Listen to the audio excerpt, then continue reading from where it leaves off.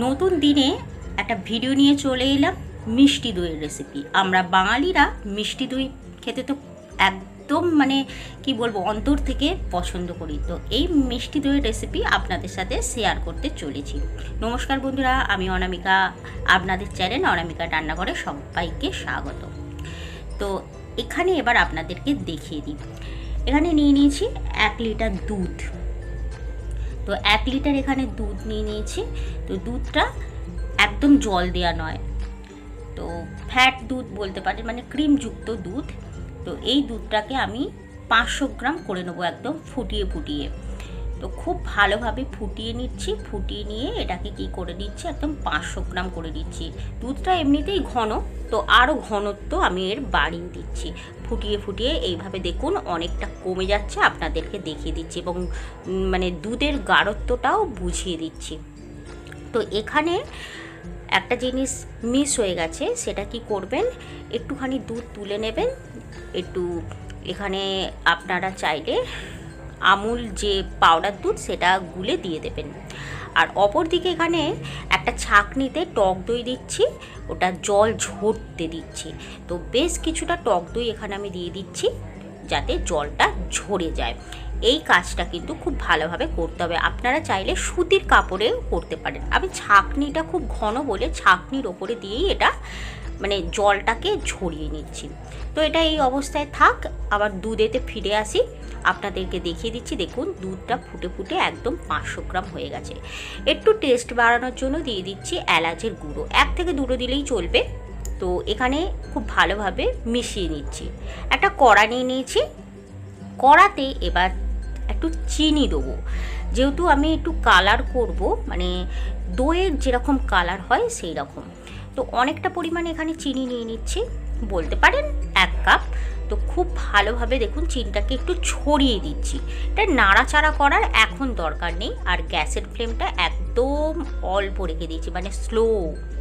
দেখুন গলতে শুরু করেছে চিনিটা আস্তে আস্তে, তার কালারটা চেঞ্জ হবে, বুঝতে পারছেন? কালারটা দেখুন চেঞ্জ হতে থাকছে।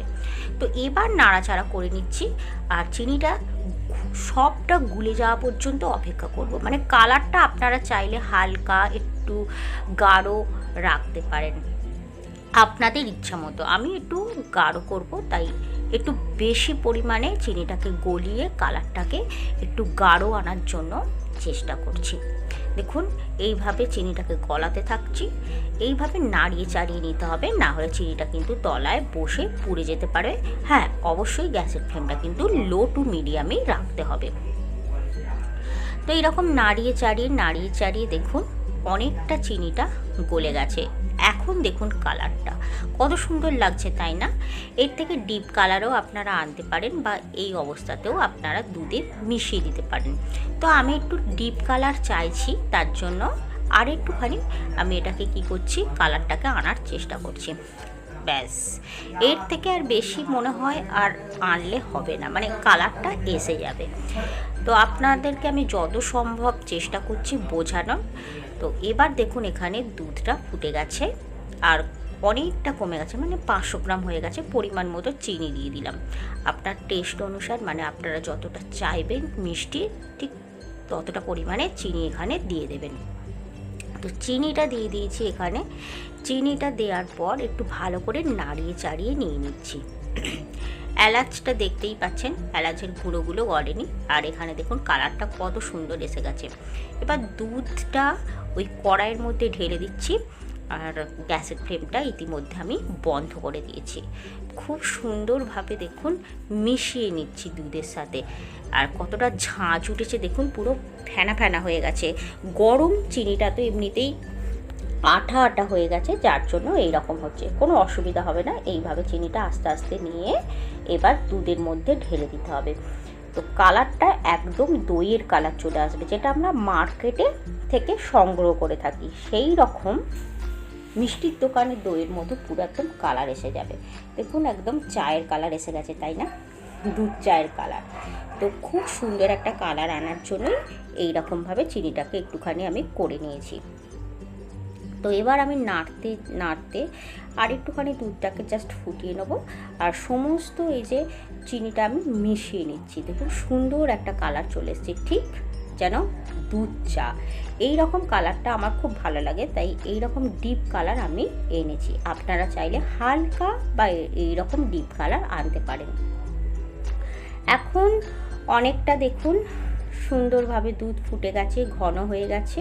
আর হ্যাঁ, পাউডার দুধটা আপনাদেরকে দেখানো হয়নি, আমি কিন্তু এর ফাঁকে পাউডার দুধ আগেই মিশিয়ে দিয়েছিলাম, যেটা আপনাদের এর আগেই বলে দিয়েছি, সেটা আমি স্কিপ করে ফেলেছি।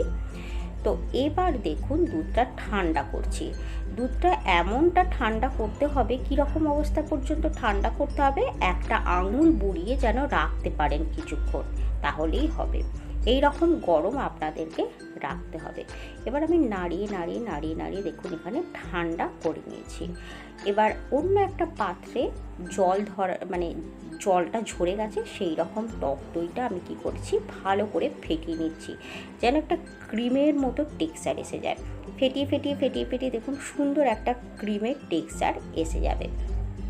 এবার আর কি, এই যে দুধটা ঠান্ডা হচ্ছে একদিকে, আর একদিকে দুধটা ফ্যাটানো হয়ে গেছে। দইটা দেখুন ফেটিয়ে নিয়েছি, একদম ক্রিমের মতো হয়ে গেছে। এবার একটু একটু করে আমি ভালো করে মিশিয়ে দিচ্ছি। একবারেই মেশানো যায়, আমি চামচে করে নিয়ে নিয়ে মেশাচ্ছি। তো দেখুন এইভাবে সমস্ত টক দইটা খুব ভালোভাবে মিশিয়ে দিচ্ছি। এই যে বললাম আঙুল দিয়ে ডুবিয়ে রাখতে হবে, এই রকম অবস্থা পর্যন্ত যেন আপনার আঙুলটা সহ্য করতে পারবে, এই রকম যেন দুধটা গরম হয়। তো এবার সুন্দর করে মিশিয়ে একটা কন্টেনারে আমি এটা ঢেলে দিচ্ছি। প্রায় 6 ঘন্টা মতো একটা গরম জায়গায় আমি রেখে দেবো, মানে কম্বলের ভেতরে রেখে দেবো। তো দেখুন খুব সুন্দরভাবে আমি একটা কন্টেনারেতে দিয়ে দিলাম, এখানেতে দিয়ে ঢাকনাটা এঁকে দেবো। 6 ঘন্টা পর আপনাদের কাছে ফিরে আসবো। তার আগে আপনাদেরকে দেখিয়ে দিচ্ছি, দেখুন কত সুন্দর কালারটা এসে গেছে। ব্যাস, এই তো 6 ঘন্টা পর আপনাদেরকে অবশ্যই দেখাবো। তার আগে কন্টেনারের ঢাকনাটা আমি ভালো করে বন্ধ করে দিলাম। বন্ধ করে দিয়ে তার পরের দিনকে আপনাদেরকে দেখিয়ে দিচ্ছি। দেখুন দইটা কত সুন্দর বসেছে। এর আগে দইটা কাটা হয়ে গিয়েছিল বলে আপনাদেরকে যখন কাটছি সেই সময়টা দেখানো হয়নি, কিন্তু দইটা দেখুন কত সুন্দর বসেছে। তো ভিডিওটা ভালো লাগলে লাইক, কমেন্ট, শেয়ার অবশ্যই। Thank you.